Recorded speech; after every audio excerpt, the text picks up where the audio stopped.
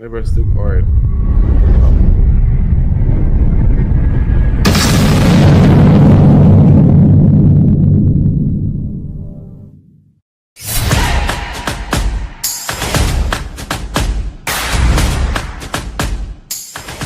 Well, this is Cardo's Media, and yeah, don't blame the messenger. Yeah.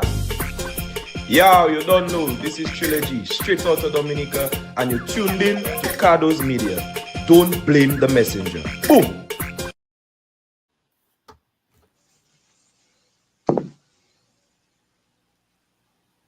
Good night. Good evening, good evening, good evening. I'm missing one more person for this panel, you know. I really wanted him to be here, you know. The young Senator Paris there, but he kind of busy tonight. But yeah, we're going to catch him one of them days, man. How everybody doing, though? Cool. All right. So we have a long time guy we harassing all the time to come on. We have Keskim tonight. We have Clint tonight. We have Vito and myself. So, is that the proper way in which you do it in English now? Yourself is always last, right? Yeah. Yourself always last. I at least I learned something in school. So yeah, tonight's live. I want to give out some information. So to the people who are gonna be looking at the live, be it you're looking at it tonight, tomorrow morning, tomorrow afternoon, whatever time of day you're gonna be looking at this, just stay tuned for information. Receive the information and do with it what you like. Some of this information is opinion based, so do not think of it as factual. Please do your own research and just don't blame the messenger. We just put in the information out there as it comes to us, and then we give out our opinion. That is my opening statement for tonight's live. I would first thing I want to discuss, or first thing I want to touch on, is election in the Caribbean. Elections. We have Grenada, St. Vincent election, which is for the 21st of November. And then now, recently announced, we have St. Lucia's elections for December 1st. Is an election looming for Dominica in the near future? That is the question. Is there an election looming for Dominica in the upcoming future here? Is it going to be called in December? Is it going to be called in January? What are your thoughts, guys? I mean, at the end of the day, it was supposed to be May, right? When PM said he was gonna call it things May, so any day now. I mean, Any day. It's overdue now based on what he said he was going to do. So it's any day. But you know, Clint probably will have the info there for us. So, Clint, what you saying? Elections soon, man. Well, the behavior on the ground, it looks like that. Or, I always say, the agitation on the ground. If you listen to the rhetoric, you know, if you listen to some of the maneuverings that are going on, especially with the Electoral Commission, it tells you something about to happen. As to when, it's either that, or if I had to say in local way, they may be tricking the people to see the reaction, you know, what's gonna happen. But if I look at that election itself, it looks like something's about to happen. Okay. You can call it another pants down situation. When was the last election? 22. Almost 3 years ago. This year we give it 3 years. 3 years ago. All right, so we still have 2 more years where it can be. So okay. Yeah, but right now and so we don't really have the 5 years. We can call it whenever we want.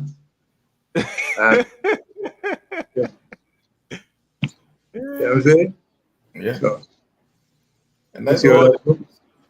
I think. But I no, think go ahead. now it's. I was saying. I think that's where, you know, I think we or the people or the other parties miss sometimes, because although it's supposed to be constitutionally called in 5 years, or they can go up to like 5.5 or something like that. I can't remember. I get no. Yeah. But always be prepared. But Always be prepared. Always. we get into the situation where people talk, go wrong, go wrong, go wrong. They don't have their numbers. They're not doing their canvassing. They're on the radio, on media, but they're not on the ground doing their door to door. And then, bam, the guy decided he called his election in 30 days, and everybody, to your point, say we catch up with their pants down. But the man says since May, he was gonna call the election. So if he call it and he says tomorrow, it shouldn't be a surprise, because it's already overdue. But I have a problem here now. I have a problem. My problem is the new rules or the reconfirmation of the voters. Now I have the documentation on the process, where you're supposed to have either a Dominica passport, a driver's license, a social security card, or an affidavit of proof of birth signed by a justice of peace. That was approved in Parliament in May 19th. And then there was an amendment made in what day was that? Yeah, I have the date, I can't remember the date off my head right now, and I can't find it in my document, where they removed the Electoral Commissioner office, removed the affidavit of proof of birth signed by the Justice of Peace. They removed that. So it now, in my opinion, it has put a strain on certain people who cannot or who don't have the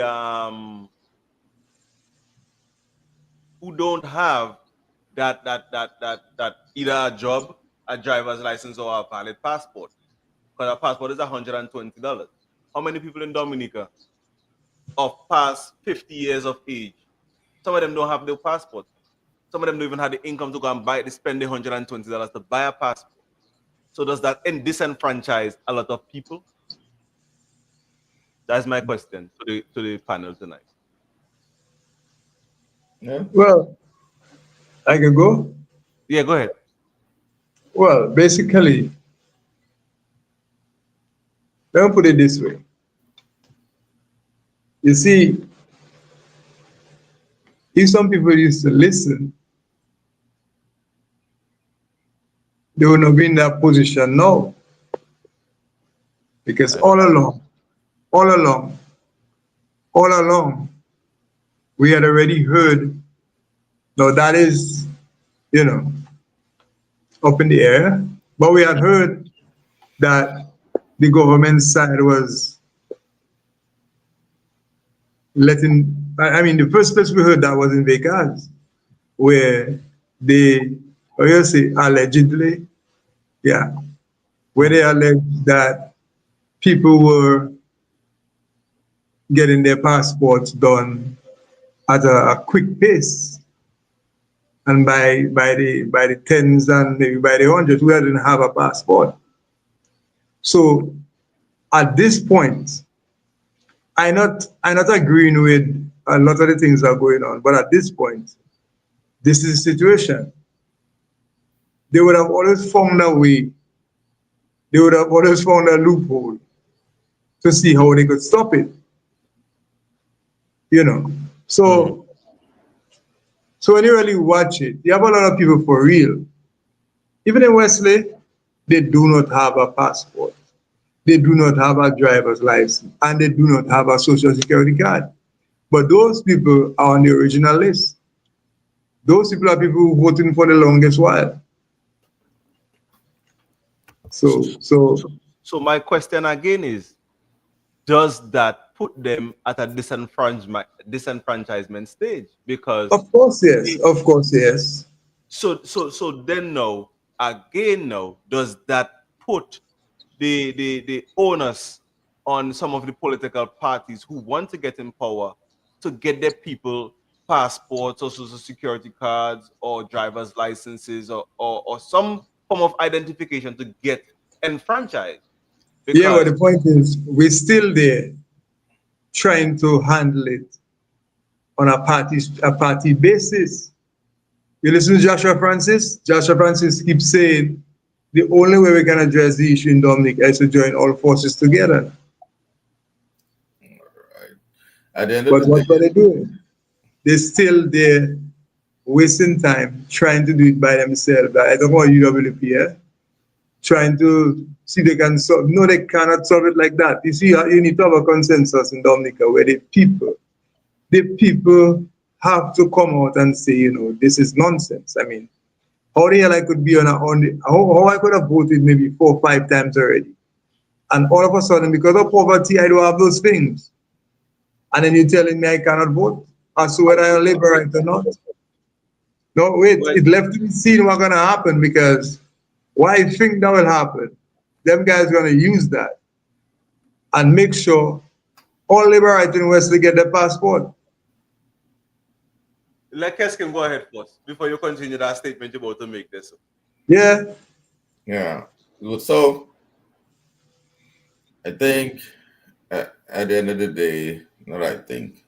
I mean, the reality is any type of rule, measure, or structure you add to the voting process is going to disenfranchise some people. Even here in the States, it's a whole big thing for voter IDs. Of course, the Republicans are against for voter IDs. Democrats are against it because, of course, poor people don't. A lot of them don't have updated IDs or so on and can't afford it. And it all comes down to the next thing, which is strategy. I like what Clinton said a while ago because what we have a history of doing is going on the radio and complaining and talking instead of sitting down, coming up with a strategy and working the strategy. We use an example. So, and it's in reference to what Clint was saying. Instead of coming to the West and having a whole protest against the airport and so on, a better thing would have been to come to Wesley with a group of lawyers and say, hey, let me help all the people of Wesley who need to have a probate, who need to get their legal paperwork together. We are here for you and we are here to help the people. Not party or anything, just come under the pretense, or whether it's pretense or not, that you're there for the people and go with that as a national, with a whole thing, and you're helping the people. In the meanwhile, you're probably trying to get them, of course, to come over your to vote. Yes, that's right. But you're not openly against something that seems, whether we're not sure what are happening or not, but it seems like it's an investment for the village, and it seems you automatically going against party lines with that strategy when you say, hey, I'm going to protest against this. To Clint's point, hey, perfect time for the opposition to come up with a strategy and say, hey, we're going to help everybody get this together or get that together or whatever. But instead, the strategy that they've used, the opposition seems to have been using for the last 25 years, agitate, talk, march on Wesley through, on Western Rose or whatever, wherever. And then does that actually turn into actual results?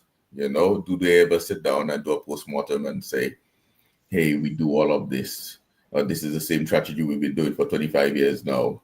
Like, is that getting a result? At what point we're going to say that, hey, we don't have the numbers, so in order for us to win, we have to convince other people to come over to us. And for us to convince them to come over to us, it has to be subtle. It cannot be hey, your PM is a bobolis, your PM this and that and that and that. You need to sit down and help people, you know, because of course Dominica have the how you call it, this mentality that I don't like to call nobody ungrateful. Nobody don't call me ungrateful. So as soon as you help them, they see it as you know, they have a sense of loyalty to you. Loyalty towards you, yeah. Yeah. So, you know, Labour Party uses that. It's our culture. Why not sit down and come up with a strategy and do that instead? But instead, the whole thing is consistently being against and opposing and just talking instead of coming up with an actual strategy. You know, so yeah. A comment came in exactly. Instead it was better to them to protest, thinking protest will make a difference to the life of the people.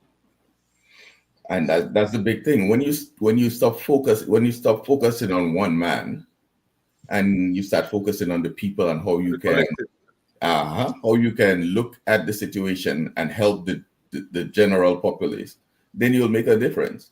If all of your conversation is about how much you hate somebody or how much you're trying to bring that down that person, you know, at the end of the day, you're not focusing on the real meat of what is issue. You know, that's one person. Yeah, that's one vote. You know, focus at the end of the day on what the majority of the people feeling, what their needs are, and how you can help them, and then you can make a difference. But instead, you just want to focus on one person. You're focusing on the same person for 25 years now. There's nothing you can say tomorrow that you haven't said in the last 25 years. You can say, well, it's another 100,000 times. It doesn't change this fact. You say it one more time, you think somebody else going to hear it. You know? You say thief how much times? Oh, they selling passport. You say that don't go. You say it again. Okay, say it again. What difference it make? You know? At the end of the day, you come up with a flipping strategy where you're helping people and you take your focus off that single person, that single individual, and you focus on the needs of the people. And there you will see the difference. And probably even get their single individual to combat that one individual, because some of the people that they put in to combat this individual doesn't match up. Yeah. You put in a square peg in a wrong hole. It's not going to work. So you have it's all about aesthetics. People of Dominica don't necessarily vote for instance, for a parliamentary representative. The people of Dominica voting for the leader of the country. It's almost like almost like American politics. They're not voting for the parliament rep. They're voting for Skerrit, or they're voting for Thompson Fontaine, or they're voting for somebody that they seem that will affect their lives. But when you keep putting people that's not attracting the people, that's not pulling people towards your cause, you will never get a chance. And Keskim and I had a conversation earlier today, and he told me this idea that unless the people of Dominica want change, there will never be change. Exactly. We have elections. We'll have elections. So if the Dominica Labour Party continually wins elections, in the minds of the Dominica people, that is the best choice that they have. And then when you truly look at the other options out there, which one of these parties look like they truly have strategy and they truly sit down and coming up with a plan that they're rolling out to people and they're focusing on the needs of the people?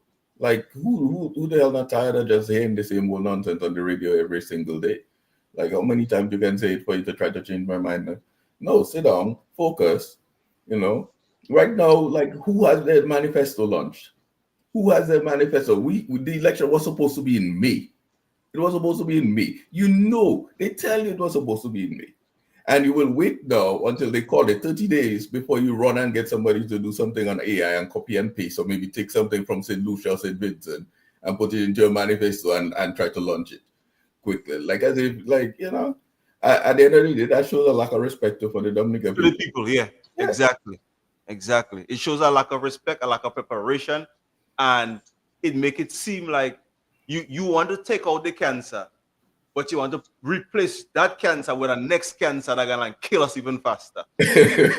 So the mindset of the people have to change, and our leaders, our aspiring leaders, and our leaders' mindset have to Yeah. change. Go ahead, Peter, with your comment on that, and then we'll move on to the next topic.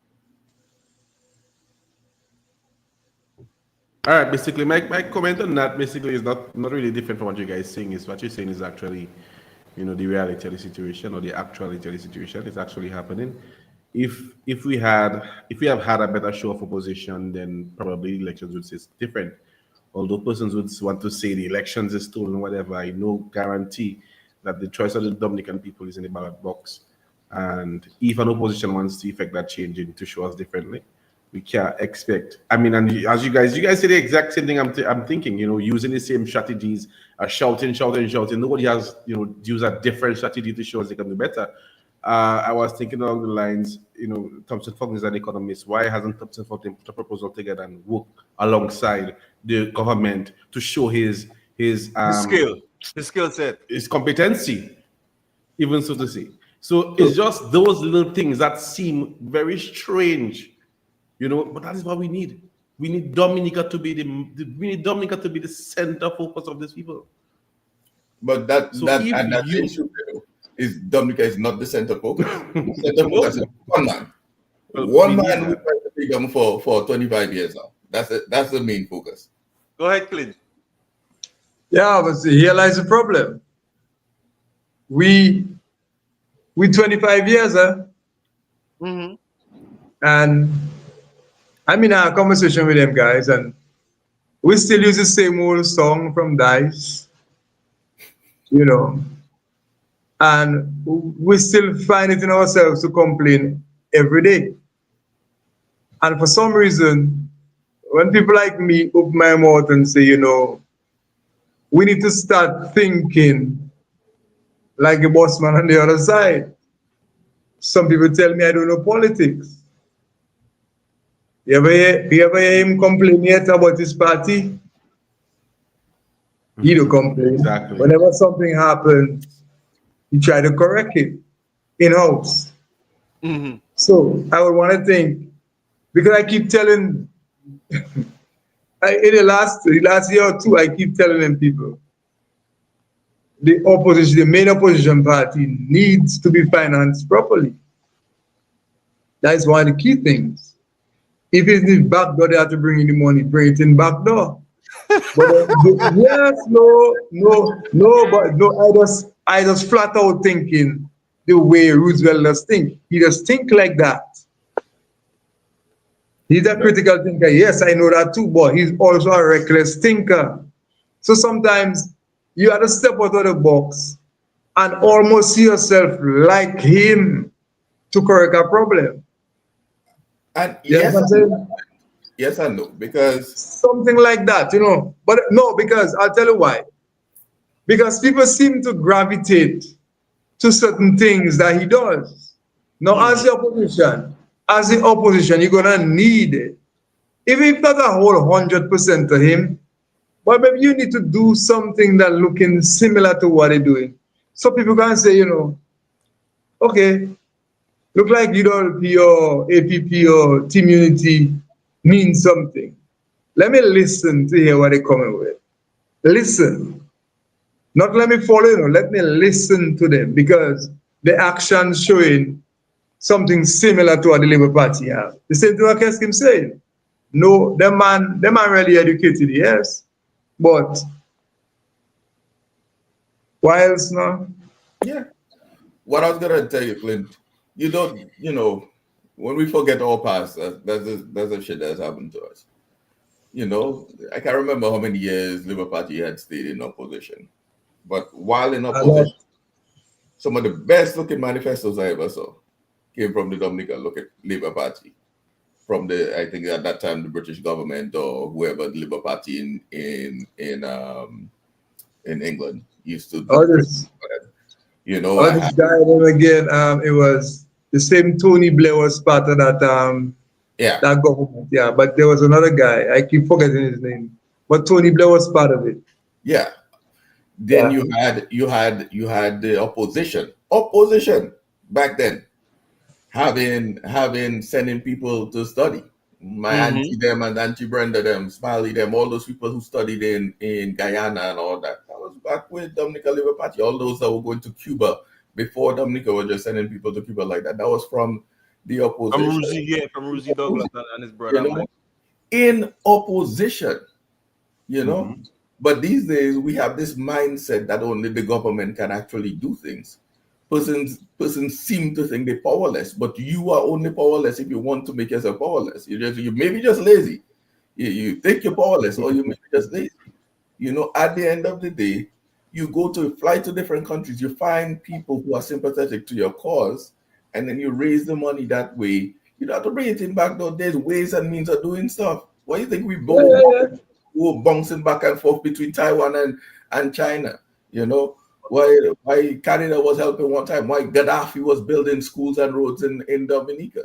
Like you align yourself to somebody that's gonna support your cause and have them fund whatever. But watch that. You don't even have to align yourself with nobody, you know. You can use your same diaspora and people you just reach out to whenever your leaders get in trouble.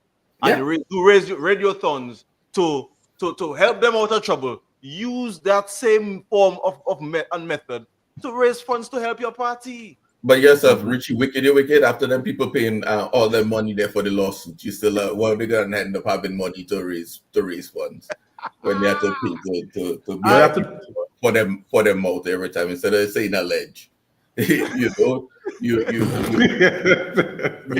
have. But I have an issue. Every minute you call it and ask for $5 to read yourself to pay for your mouth. Anyway. Go ahead. But I have an issue, you know. I have an issue because I was relating that same sentiment to some young men the other day. Where I told them it's true that we need a change. It's true we have one party in power for so long that is not a good thing for a democratic country. In any case, so everybody was like, "Okay, so the next option in GWP." I said, "No, I cannot say that confidently." Then they said, "I'm a hypocrite." I say, "You can't say that. What we have is bad, but what we have on the other side is still is not even there." Then I couldn't understand that kind of a mindset. Exactly. So I really need the people to understand that as well. You know, you need to demand better from even our oppositions. Yes, we fed up or whatever the case may be. But what you put in after that come out there as well. That is a case that I haven't heard made. There are a couple of times I've been excited about certain things I hear, but I'm waiting for the full-on plan. I'm waiting for the full strategy. Yeah, you know, and I don't see that better because like you can tell me, you know, the house I living in is bad and it's leaking and this and that and I need to move out of there.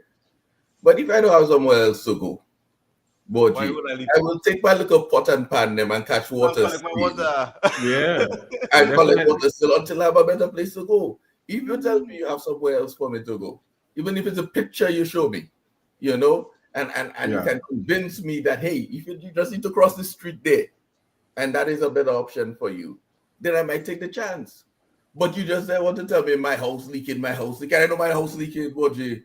You know, it's me that to put this, me that to deal with the water inside of there. You know, I know my house leaking. But you cannot provide a viable alternative, you know, and that is sad. And it still comes down to what we as a people expect of our politicians.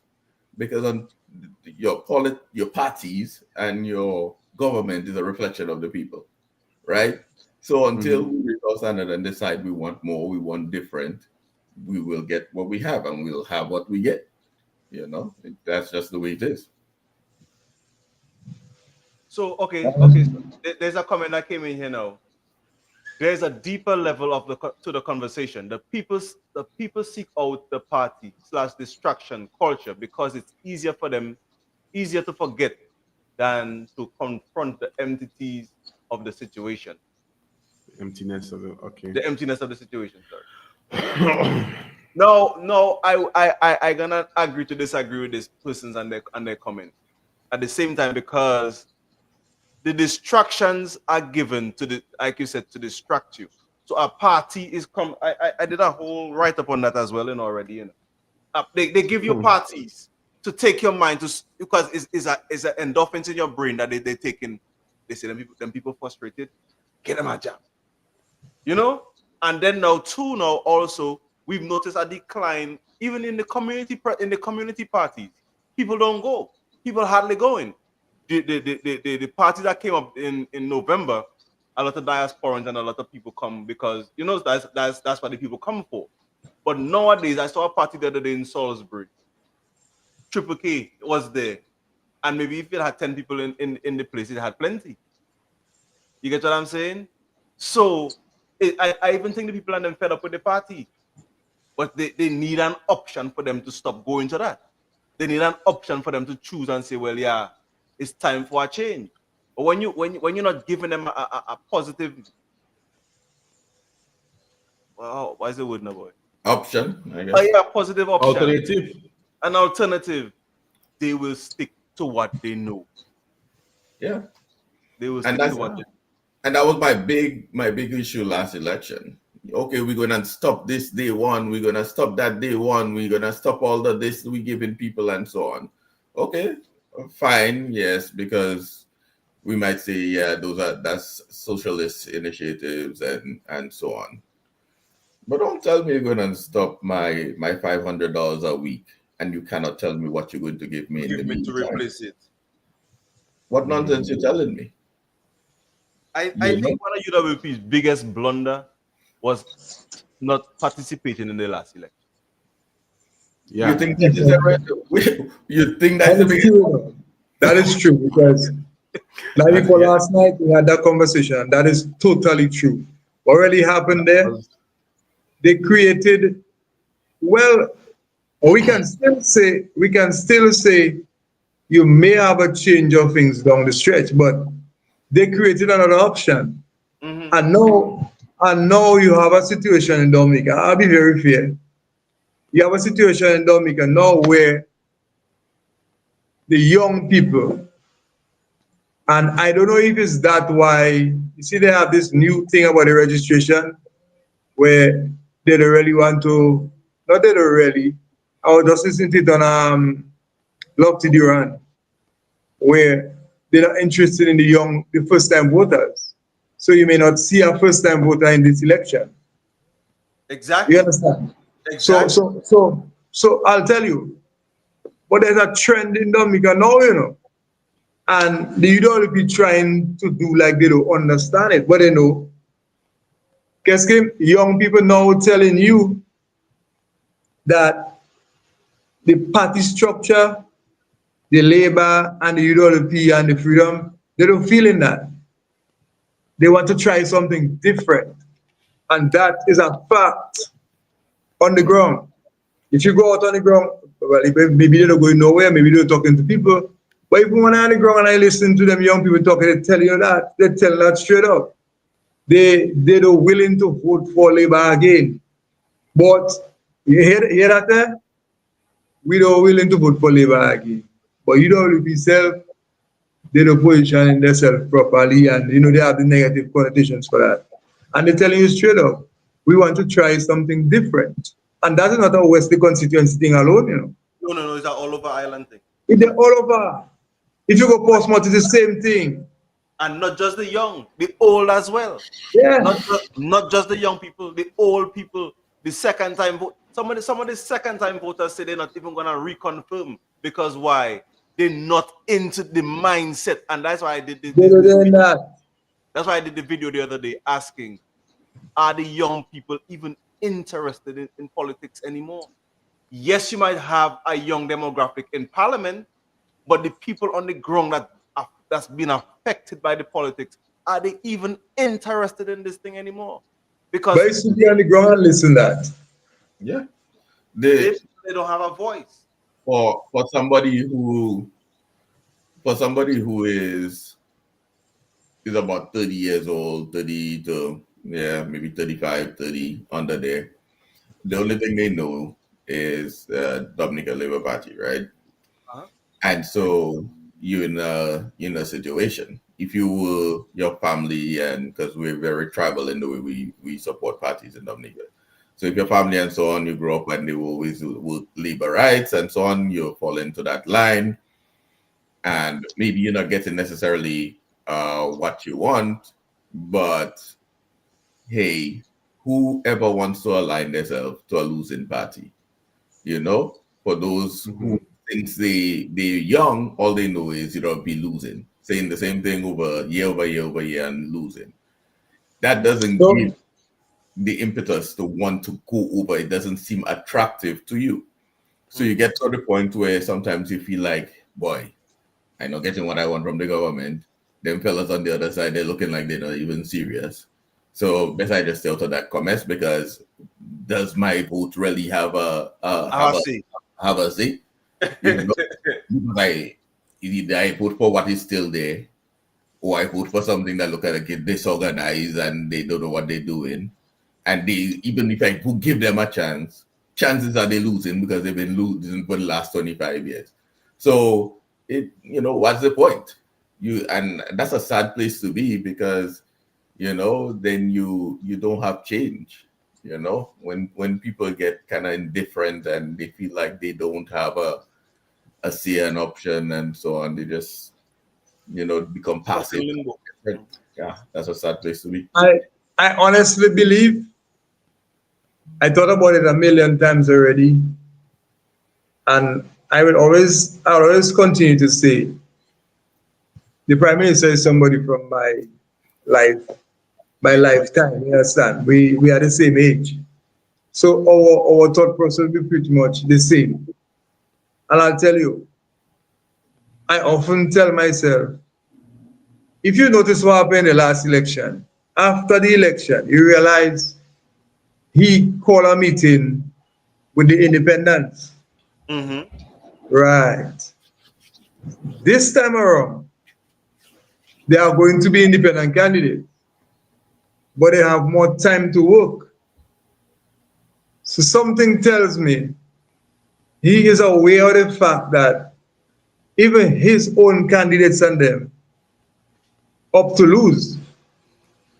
We're not saying it's bound to be that, but there's a possibility, because so maybe that's the reason why they're now pushing a new vibe where they're not so interested in young people voting or registering. That would be a way to break the back or the independent move. But I just fall short of saying what I really wanted to say. What I really want to say is, I kind of get the feeling that they would be forceful in the campaign, but they would be sympathetic to the independent, with the intention that if they fall through and they need a coalition, they would rather to go towards the independent for the coalition than anything else. And that might be a strategy. I may be thinking too far, too fast, or too right. I don't know, but I just thinking. So it's something people have to pay attention to. That is always a strong strategy for an independent candidate to have, to be able to say, hey, no matter who, if I win, no matter who is in there, I intend to work with them, with whoever is in there, and I intend to align myself to whoever can deliver for my people. But we end up in a situation where we have some independent candidates, although they carry the brand independent. You listen to them and you can tell they either anti this or anti that, or they're against this or against that. Again, in my opinion, the independent strategy needs to be, hey, I'm not Labour. I'm not UWP. I am, in terms of Wesley, I am for the Wesley constituency. And so the things I am trying to do is for Wesley. And at the end of the day, if UWP wins and at the end of the day I win and I can influence them to deliver for Wesley, I'll do that. If Labour wins, the expectation is that I'm going to go in there and I'm going to fight as hard as I can for my people of Wesley. But you have to be careful in your campaign, because then you definitely need to be balanced, because you cannot say you're independent and then your strategy and your conversation come out like you lean in one way or the other. Or the other, yeah. And then people will just see you for what you are, leaning one way, or you are this person or that person. The people who are truly, like, I think one of the reasons why Anthony was this successful is because Anthony and his entire family were Laborites, and the fact that he left and decided he wanted to do something independent, and people know that he truly left, he picked up, of course, some Laborites with him. And then, of course, he picked up some workers' persons with him as well because of that, because of leaving the Dominica, the perception of leaving the Dominica Labour Party, and him coming out right and say, "Hey, after elections, I don't care which one of I want to win, I'm not going to cross."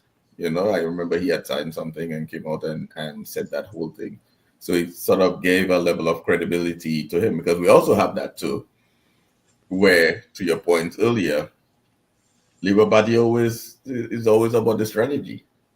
And if they can look at somebody that feels like, hey, be square on that person, or that person seems ambitious, and we can get that person on our team, we want that person. They're always thinking about that strategy. So if others are trying to think that way, that is them. But of course, they're looking at the independent candidates, and they're looking at the opposition too. And if there's somebody of value, or somebody that ambitious enough to come over, that want to come over, pull their skin over. So this coming, we are anti-corruption and cannot use the parliament to shield anyone from the consequences of corruption during their tenure. That is that the people desire to confront, and we should not apologize for assuming this posture.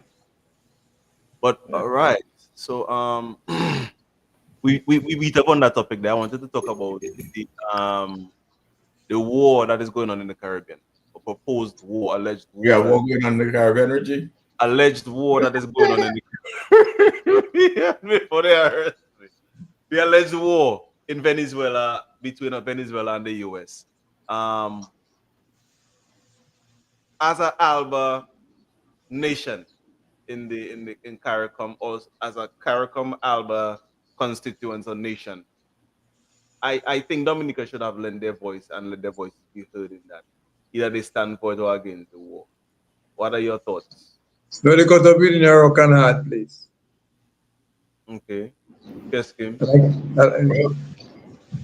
I think CARICOM, I don't think Dominica should have spoken. I think CARICOM needs to speak. And I think that's the whole problem, where we're looking for individual countries to make a statement. I think CARICOM should come out forcefully and make a statement as CARICOM. But apart from that, not just CARICOM, we still have dependencies in the Caribbean. What the hell is the French government saying about this? What is the Commonwealth of Nations, the British government saying about this?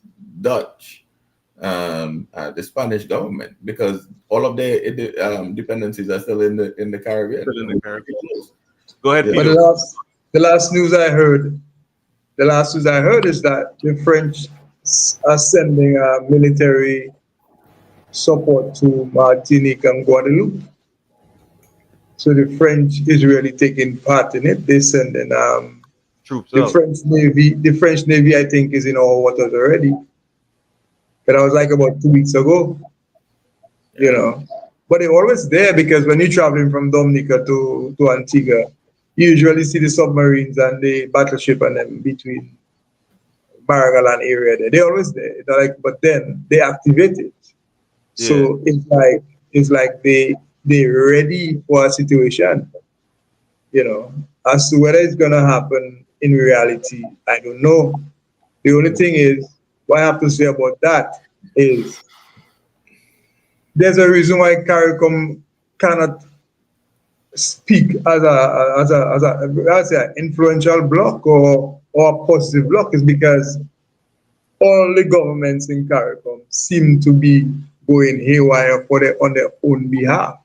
Yeah. So now it becomes a problem. If I go against Alba, then I stand to lose my benefits from Venezuela. If I go against the US, then I stand to lose, certain type of postures we have, or agreements, or whatever treaty or whatever we have with the US. It's gonna put our people in a problem. We have people from Dominica living in the US. We're going to travel back and forth, and we don't know what kind of issue gonna come up there. So CARICOM is pretty much crippled when it comes to that. Yeah. That's just, Peter, go ahead with I your what I gotta say is, I agree that everybody's saying that everybody outside of CARICOM doing what they have to do, but we have to understand that CARICOM was made for that unitedness or unity kind of front. So I believe CARICOM should pull its leaders together, decide on what they're doing, and speak on it as the Caribbean, as the Yep. nations of the Caribbean. They should do that because whenever you're dealing with that kind of a level of force, numbers will turn heads. Yeah. Individual talking here, I don't think that would make much sense, but numbers will turn heads. So if the CARICOM committee, I should say, step in and say, well, we do not like this or we do not condone this and whatever, then that would make a difference in some way, I think. Yeah. Yeah, well, here lies the problem, Fido. The problem is if CARICOM had go into agreements with Venezuela and Alba, I could understand. But look at it. How many countries in the I Caribbean to ethics Alba? when it comes to, yeah, but then so okay, so then what would they say then? In your The opinion, what point, would, no, if no, the CARICOM point. have to say something, what would they say? That's what I'm saying. The point is the governments in the Caribbean never went towards Venezuela as a total bloc, let's say a CARICOM bloc or OECS bloc. No, they didn't do that. They went individually, but at the same time, they are the ones that make up CARICOM. So this is where it causing a problem now. They cannot Okay. now come as as a a total block. block now, to try to make a move. So Yeah. we can just say CARICOM is a broken up situation. On that topic, Yeah. yeah. Yeah. Yeah. Because at the end of the day, like that it's straight up bully vibes are going on. Because there's no way America will go outside the waters, outside Russia, and do that. They're not even gonna go even in the international waters outside Russia. They wouldn't do it in international waters outside China. There's a reason specifically why they're doing it there. Of course, they want Maduro out. They want the opposition leader in. Venezuela has the largest oil reserves in the In the In world the right now. world. in the world. So I mean, we talking about fentanyl and drugs. The most of the cocaine from the world comes from Colombia, not Venezuela. Most of the fentanyl that goes to America and then produced in the world, it comes from Mexico Or Canada. and Canada, and not Venezuela. Venezuela. If we truly talking about the Venezuelan people suffering, the Haitians suffering more, the people in Sudan suffering more, the people in Gaza suffering more. So it's not a matter of you want to help the people either. There's some ulterior motive of whatever you want. And in terms of Alba more was based more on an economic partnership, especially for energy. So it was about oil and gas and that kind of. It was more economic. This vibes right here is sovereignty. So the block, whether it's OECS or CARICOM, those would be the ones to speak. But to your point, they're not on the same page. They're all selfish because Trinidad saying, "Hey, we are the ATM or the Caribbean. Everybody, they just want us a part of them, so they can get money from us, like as if they extra rich for that, you know." And then there's just a lack of unity in the whole vibe, and everybody not on the same page because America signs different treaties with all kind of different countries. They still have treaties with China. They have treaties with flipping Canada. With They Russia. They have treaties everywhere. yeah, because you have multiple treaties and multiple things, that doesn't mean you cannot operate outside that. We're still a part of OAS, right? I think the Organization of the United States. Americans is like so. That doesn't mean anything. At the end of the day, when you're talking about sovereignty, like they need to get it together and sit down and come up with a plan. And I think most of them are actually aligned against what Kamala is trying to do. Because yes, she might get that oil deal she's trying to get for Build one or two schools and train their military. and get a little pittance. But for too long, we've been satisfied with pittance and satisfied with it's the same thing almost. Like we satisfied by getting crumbs, and we will sell our flipping soul for a few crumbs, and don't look at what the implications are a few years down, or the fact that we give these people this permission now, and then once they do it once, they'll do it again. They'll do it again. Yeah. Because Coming in. The the situation just last exposed. time they came into our waters like that, we had to give them permission. You know that when Mamu was flying back and forth to talk to Reagan, Reagan about when she gave them permission to go into Grenada. And at that time they had the support of CARICOM. But then at that time too, Mamu wasn't fooling around, and the leaders of the Caribbean were truly like united. United. On one word, yeah. I don't know what has happened since, but I don't get that same feeling. Let me tell you what happened now. What happened now is that our leaders have become greedy, and they all for sell. They want to fill their pockets, forget about their people, and is a show for showmanship. Who can be the best showman? Who can take the best pictures? Who have the most money in their pocket? Who can give the best speeches? And this comment I want to get to. The situation has exposed the years of lip service that has been in CARICOM. Had the work been done, we would have ended the mass exodus of Caribbean nations to the US and have made more significant strides as a unified bloc. Hate America for what it is, but the state of the union is strong. Yeah, and I agree that. I agree with that. Like, you know, on individually, look at people like I was laughing at that the other day. Look at states. Some states don't even have 500,000 people. Well, they have a little over 500, 600,000 people. They don't even have, some states don't even have 1 million people. Then you have states like Mississippi, Alabama, Louisiana, generally. So a bunch of states that suck the life out of the economy of America, right? Then you have the major states like California, New York, and a bunch of others that actually contribute. But their union is strong because of the way it's set up and the fact that it's one block. So that's my problem with Trinidad. Of course, you will always have some states that are poorer and some states that have less, that like Louisiana. All these states are at the bottom of the education spectrum. They're at the bottom of it when it comes to GDP. You know, they are at the bottom when it comes to crime and all of that. But they're still a part of the union and they still add value in their own way.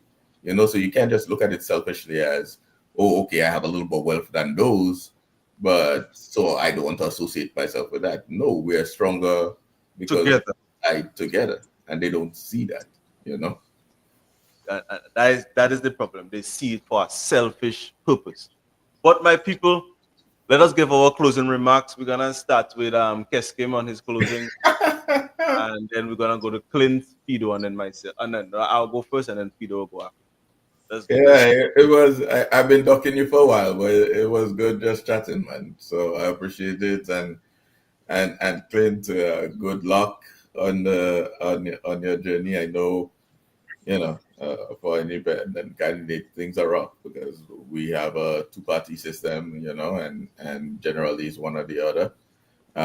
So, but hey, good luck on your journey, and even for you, Kado, I see you doing your thing, man. So I can't believe you're out there as a media person now and doing all of that. I look at your graphics and so on. I remember when you first started out a few years ago, 2 years ago or something like that. And yeah, so yeah, that's what it's all about, man. Growth, development, you know, getting better and better every day. Yeah.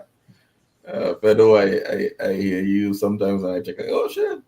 Yeah, the man really thinks about stuff and so on. So it's just good to see people exchanging ideas and learning from each other and truly doing the research and to get better, man. So yeah. Thank you. Clint. Yeah, well, this week was really interesting. Sunday was interesting. Thursday was interesting. But the weekend was because, you know, a lot of people would either call or send a message or something. So it was, you know, it was kind of like, yeah, something different. People like the tempo, I think people rather made that way than being, I would say that, really graphic. I know it can be graphic sometimes, but I kind of think the people are really feeling that that's not what they want to hear. They want to hear something a little different. So yeah, so we had to change the narrative a little bit. So I don't want to keep it a little bit. I just want to change the whole vibration. I'm pretty much aware of the two-party system, but like we said earlier, United Workers Party didn't take part in the election the last time, and it created something else. And it just happened that I'm a part of that something else.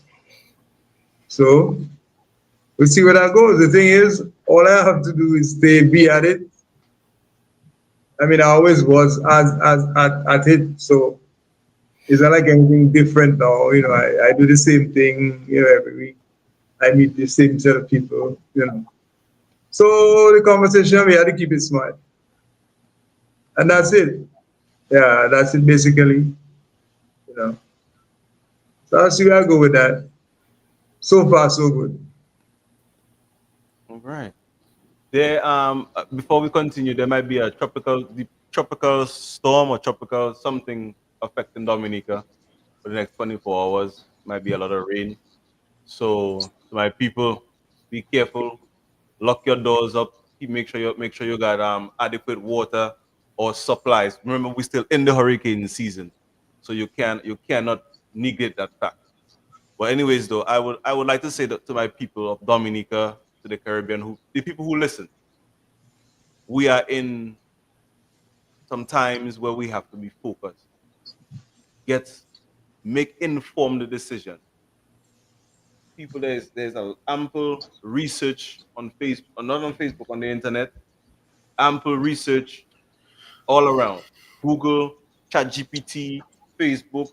Go and do your research. Be informed. Inform yourself.